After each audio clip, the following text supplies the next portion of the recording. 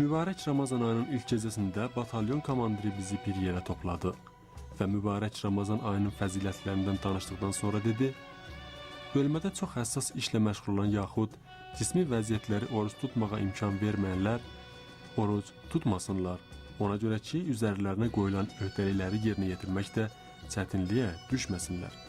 Bizim vəzifəmiz vətəni müdafiə etməkdir və bu vəzifəni doğru düzgün yerinə yetirmək üçün durumu nəzərə almalıyıq."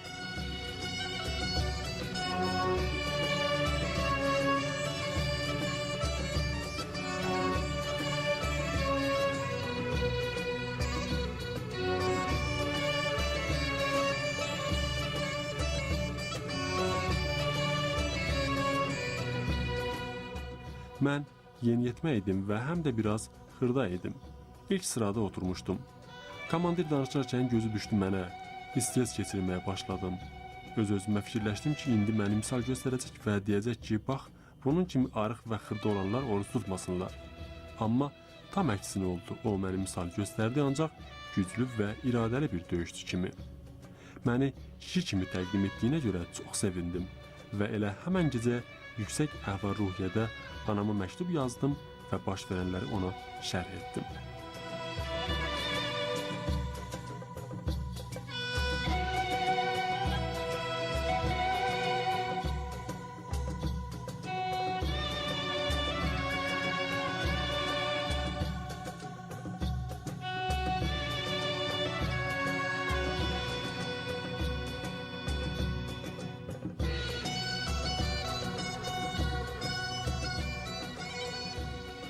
O gecə həyatımın ilk o başdanlığı ateş altında yedim.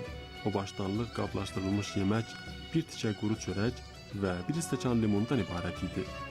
O qədər başımız qarışdı ki, acılıq və susuzluq heç yadımıza düşmürdü. Bəzən elə günlər olurdu ki, azandan 2-3 saat sonra iftar edə bilirdik. Axı düşmən iftar vaxtı bir yerə toplaşdığımızı nəzərə alaraq həmən vaxt ateşlərini gücləndirirdi. Mən o il İlk dəfə olaraq oruç tutdum. O arada yaşım hamıdan az idi.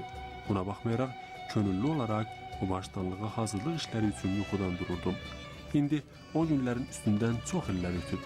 Amma hələ də o günlərin həsrətini çəkirəm. Axı mən cəbhədə kimyəvi əlil oldum və artıq oruç tuta bilmirəm.